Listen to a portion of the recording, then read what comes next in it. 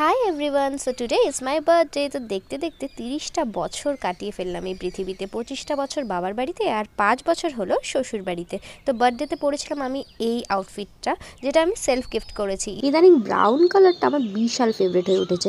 হালকা সাজগোজ করে নিলাম, যেটা দেখানোর সময় আমি পাইনি, তাই ট্রানজিশনেই দেখালাম। অ্যাকচুয়ালি রাতের সময় না অলরেডি সারপ্রাইজ দিয়ে দিয়েছিল, সেটা আমি আগে একটা শর্টসে আপলোড করেছি। সাজতে আমি ভালো পারি না, তাও চলার মতন একটু সেজে নিয়েছিলাম। আর এই হচ্ছে আমার বার্থডে ডেকোরেশন।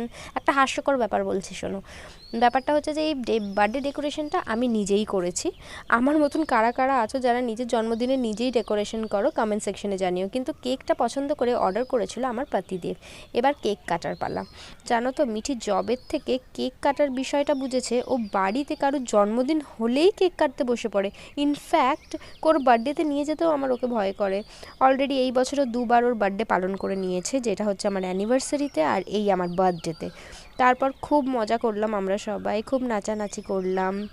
রাতে ডিনারে ছিল বিরিয়ানি আর চিকেন কষা। বিরিয়ানিটা বাইরে থেকে আনানো হয়েছিল, আর চিকেন কষাটা শাশুড়ি করেছিল। জমিয়ে খাওয়া দাওয়া করে আজ দিনটা শেষ করলাম। আজকের ভিডিওটা কেমন লাগলো কমেন্ট সেকশনে জানিও, আর ভিডিওটা লাইক করে দিও, আর চ্যানেলটা সাবস্ক্রাইব করে দিও। বাই বাই, আবার দেখা হবে একটা নতুন ব্লগ।